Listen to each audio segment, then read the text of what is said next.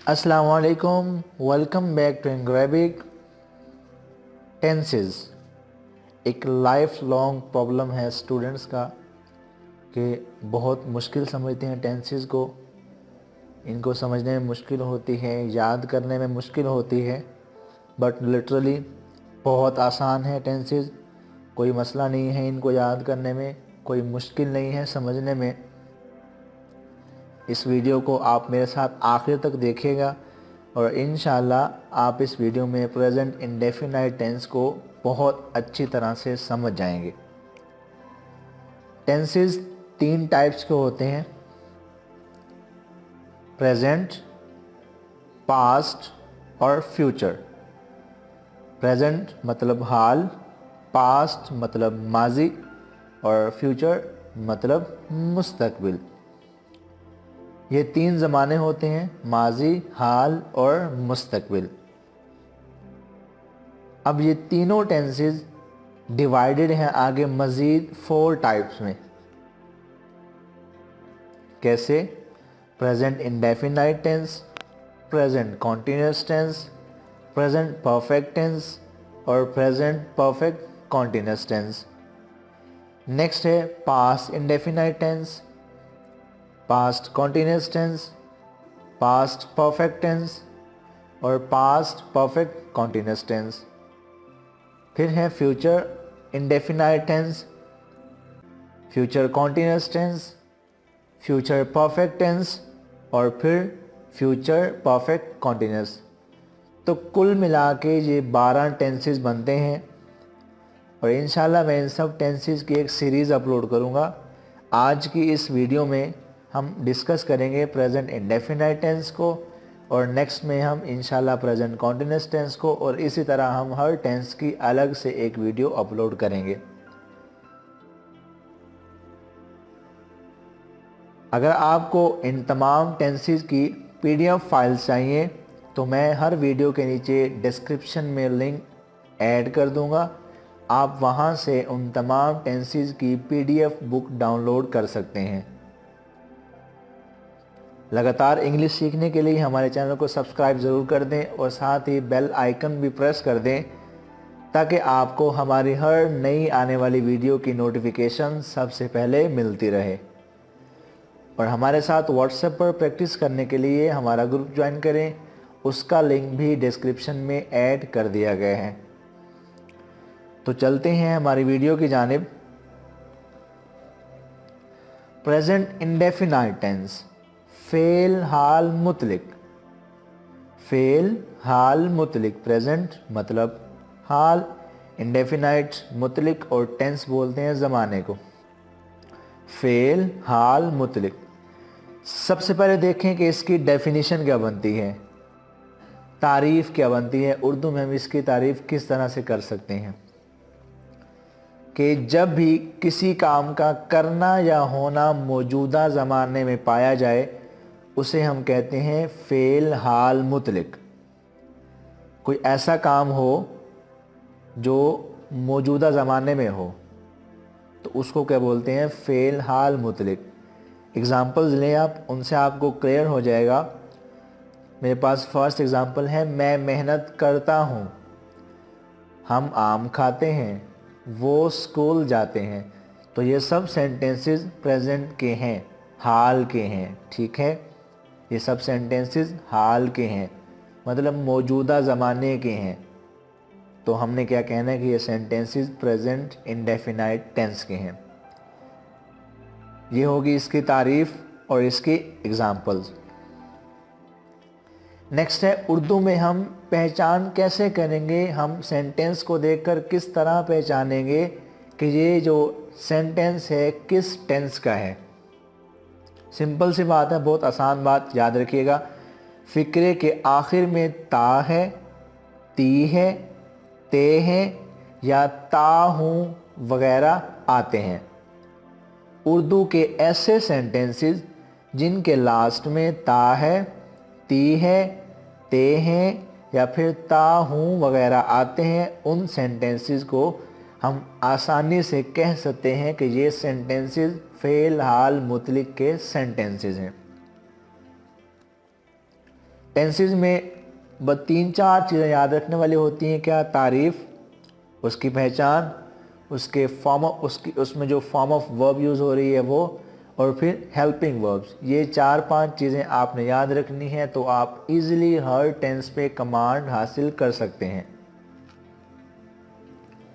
Next है form of verb. Present indefinite tense की हम जब भी बात करेंगे उसमें हम हमेशा वर्ब की फर्स्ट फॉर्म यूज़ करेंगे। We'll always use the first form of verb in present indefinite tense.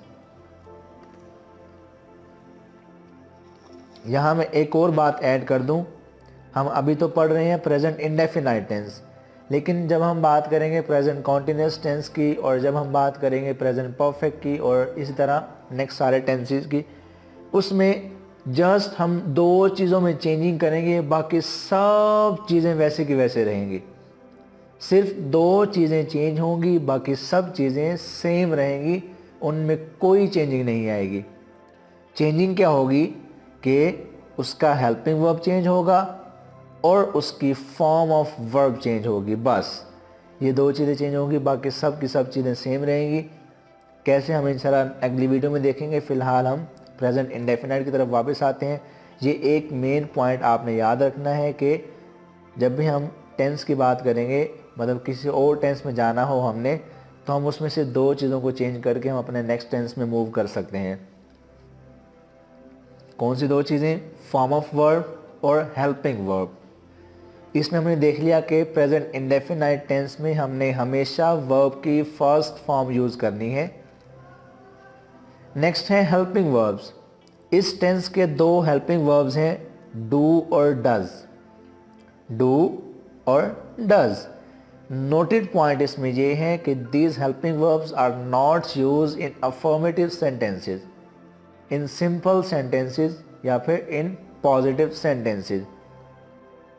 जो ये 2 हेल्पिंग वर्ब्स हैं, हम जब बात करेंगे सिंपल सेंटेंसेस की, मस्बत जुमलों की, तो वहाँ ये हेल्पिंग वर्ब्स इस्तेमाल नहीं होते हैं।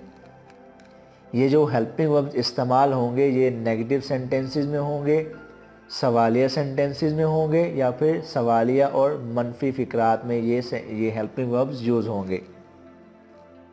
राइट?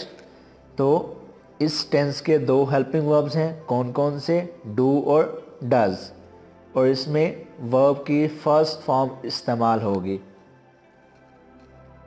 नेक्स्ट है, हम इन हेल्पिंग वर्ब्स को किन किन सब्जेक्ट के साथ यूज़ कर सकते हैं, तो वो देखते हैं।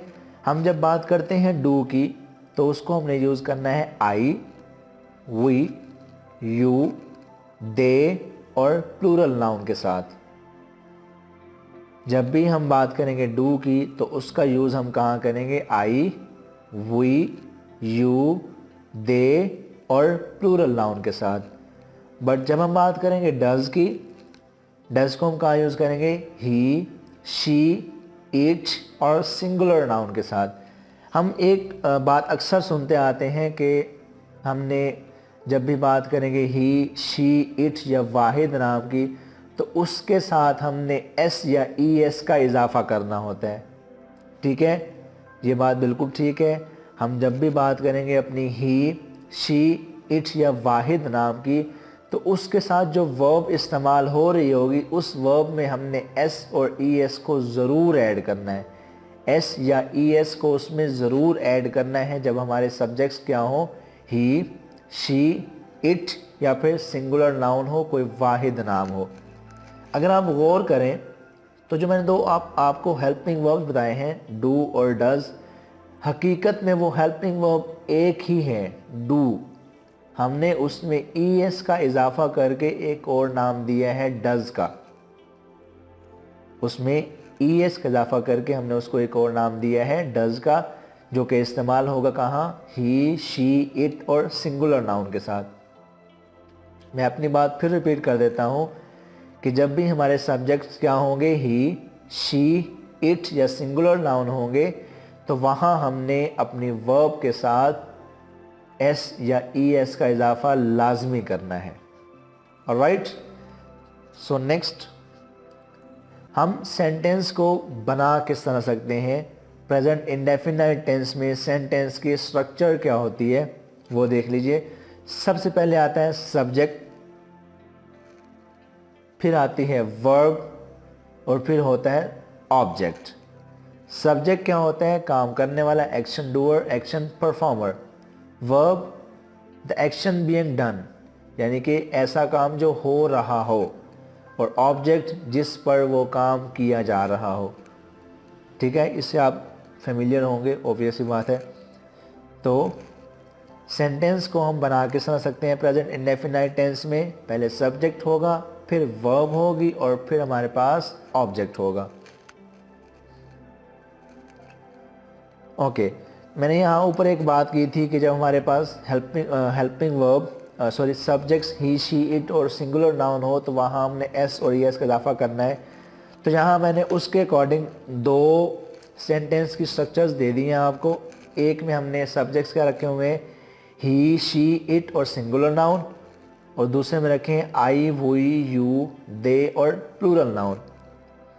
जो पहली सेंटेंस की स्ट्रक्चर है वो क्या है? सब्जेक्ट प्लस वर्ब की फर्स्ट फॉर्म प्लस ऑब्जेक्ट। जो सेकंड है वो क्या है? सब्जेक्ट प्लस वर्ब की फर्स्ट फॉर्म प्लस एस या ई एस प्लस ऑब्जेक्ट। अब जहां मैंने एस या ई एस लिखा है उसका मतलब क्या है कि इसके पीछे जो सब्जेक्ट्स आएंगे वो इनमें से कोई एक होगा। ही हो सकता है, शी हो सकता है, इट्स हो सकता है, या फिर कोई सिंगल नाम हो सकता है। अब बात करते हैं पॉजिटिव सेंटेंसेस की, कि प्रेजेंट इंडेफिनाइट टेंस में हम पॉजिटिव सेंटेंसेस हैं वो किस तरह बना सकते हैं। पहले मेरे पास स्ट्रक्चर है जिसमें मेरे जो सब्जेक्ट्स होंगे वो क्या है? आई, वी, यू, दे और प्लूरल नाउन। मतलब कि इनके साथ हमने एस या ई एस का इजाफा नहीं करना। एग्जाम्पल है, मैं अखबार पढ़ता हूँ, आई रीड द न्यूज़पेपर। मैं अखबार पढ़ता हूँ, आई रीड द न्यूज़पेपर। हम अच्छी किताबें पढ़ते हैं, we read good books. We read good books. तुम रोज़ाना दौड़ते हो, you run every day. You run every day. वो गेम खेलते हैं, दे प्ले गेम्स। लड़के मैदान में खेलते हैं, boys play in the ground. तो आप नोट कर लीजिए कि मैंने जो वर्ब इसमें यूज़ की है, एक तो ये कि मैंने उसकी फर्स्ट फॉर्म यूज़ की है वर्ब की, और सेकंड ये कि मैंने उसमें एस या ई एस की एडिशन नहीं की है। आप देख लें, रीड, रन और प्ले, मैंने तीन वर्ब्स यूज़ की हैं और मैंने एस या ई एस का एडिशन इसमें नहीं किया। क्यों? कि मेरे जो सब्जेक्ट्स हैं वो हैं आई, वी, यू, दे और प्लूरल नाउन्स, बॉयज़। ऑलराइट, तो ये थे हमारे पॉजिटिव सेंटेंसेस जिनमें हमारे सब्जेक्ट्स थे आई, वी, यू, दे और प्लूरल नाउन। मतलब कि इसमें हमने एस या ई एस का इजाफा नहीं करना। So next we have subjects he, she, it या सिंगुलर नाउन। मीन क्या है इसका? कि हमने इसमें एस या ई एस को लाजमी ऐड करना है। वो अच्छी किताबें पढ़ता है, he reads good books. He reads good books. वो बात करती है, शी टॉक्स। बारिश होती है, इट रेन्स। अहमद स्कूल जाता है, अहमद गोज़ टू स्कूल। तो ये क्या हो गए हमारे सब्जेक्ट्स? पीछे ही था, शी था, इट था और अहमद है जो कि सिंगल नाउन है। तो मैंने यहाँ पर एस का इजाफा किया हुआ है, आप देख लीजिए। मैंने उनको अंडरलाइन भी किया हुआ है और उसका कलर भी चेंज किया हुआ ताकि आपको बिल्कुल क्लियरली विजिबल हो वो। तो ये थे हमारे वो सेंटेंसेस पॉजिटिव जिनमें हमारे जो सब्जेक्ट्स थे वो ही, शी, इट और सिंगुलर नाउन थे। तो अभी तक आपको definition, examples, form of verb, helping verb और उसके positive sentences present indefinite tense के क्लियर हो गए। So next we have negative sentences. Negative sentences में हेल्पिंग वर्ब क्या होंगे हमारे? डू नॉट या फिर डज नॉट। बिल्कुल वही बात है, जहां हमारे सब्जेक्ट्स होंगे आई, वी, यू, दे और प्लूरल, वहां हम लिखेंगे डू नॉट, और जहाँ हमारे सब्जेक्ट्स होंगे ही, शी, इट या सिंगुलर नाउन, वहाँ हम लिखेंगे does not. Alright, so the sentence we have is मैं नहीं जाता हूँ. मैं नहीं जाता हूँ. I don't go. I don't go, मैं नहीं जाता हूँ. ऑलराइट, मैंने यहाँ पर डज नॉट गो नहीं लिखा. क्यों? कि मेरा सब्जेक्ट आई था पीछे. नेक्स्ट सेंटेंस है वो नहीं जाता है. वो नहीं जाता है. He does not go. He does not go. तो मैंने यहाँ पर डज नॉट मतलब कि ES का इजाफा इसमें किया हुआ है, क्योंकि मेरे पास सब्जेक्ट क्या है पीछे, ही है. ठीक है, आपको ये क्लियर हो गया होगा बहुत अच्छी तरह. So next we have interrogative sentences.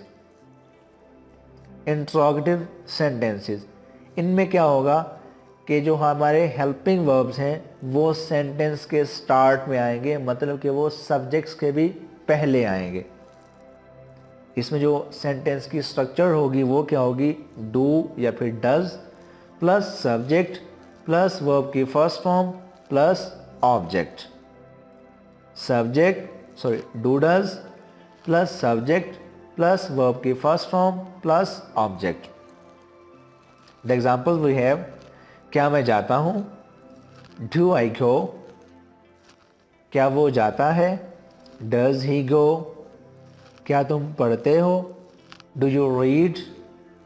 क्या वो सोती है, डज शी स्लीप. क्या वो सोती है, does she sleep. So these were the interrogative sentences. Next we have negative plus interrogative sentences. ये क्या होते हैं, सवालिया जमा मनफी फिक्रात, यानी कि ऐसे फिक्रात जिनमें इनकार भी होता है और सवाल भी होता है, दोनों चीज़ें इकट्ठी होती हैं एक ही सेंटेंस में. तो इनमें जो सेंटेंस की स्ट्रक्चर है वो क्या होती है, डू या फिर does plus subject plus not plus verb की फर्स्ट फॉर्म प्लस ऑब्जेक्ट. हमने जब किसी भी सेंटेंस को सवालिया बनाना हो, इंट्रोगेटिव बनाना हो, तो हम क्या करते हैं, उसमें जो हेल्पिंग वर्ब होते हैं उसको उठा के सेंटेंस के स्टार्ट में लिख देते हैं. और अगर हमने किसी सेंटेंस को नेगेटिव में कन्वर्ट करना हो तो हम उसमें नॉट की एडिशन करते हैं. तो इसमें हमने वही किया. हमारे हेल्पिंग वर्ब्स सेंटेंस के बिल्कुल स्टार्ट में है, वेरी फर्स्ट पोजीशन पे है, डू या फिर डज. देन हमारे पास सब्जेक्ट है, देन नॉट है, देन वर्ब की first form and then object है. अब जो एग्जांपल मैंने यहाँ पर लिखी है वो क्या है, क्या मैं नहीं जाता हूँ, डू आई नॉट गो. क्या वो नहीं जाता है, डज ही नॉट गो. क्या तुम नहीं पढ़ते हो, डू यू नॉट रीड. क्या वो नहीं सोती है, does she not sleep. Does she not sleep. तो यहाँ तक हमारा प्रेजेंट इंडेफिनाइट टेंस यहाँ बिल्कुल ख़त्म हो गया और क्लियर हो गया. हमने ये सारा का सारा टेंस पढ़ लिया. प्रेजेंट इंडेफिनाइट की बात कर रहा हूँ मैं. अगर आपको ये वीडियो पसंद आई हो तो इसको लाइक, शेयर और कमेंट करना बिल्कुल भी मत भूलिएगा. और मेरे चैनल को सब्सक्राइब ज़रूर कर दें ताकि आप मेरे साथ अपने इंग्लिश लर्निंग की जर्नी को मज़ीद आगे बढ़ा सकें. So thank you very much for watching this video. I'll catch you in the next video. Till then, bye.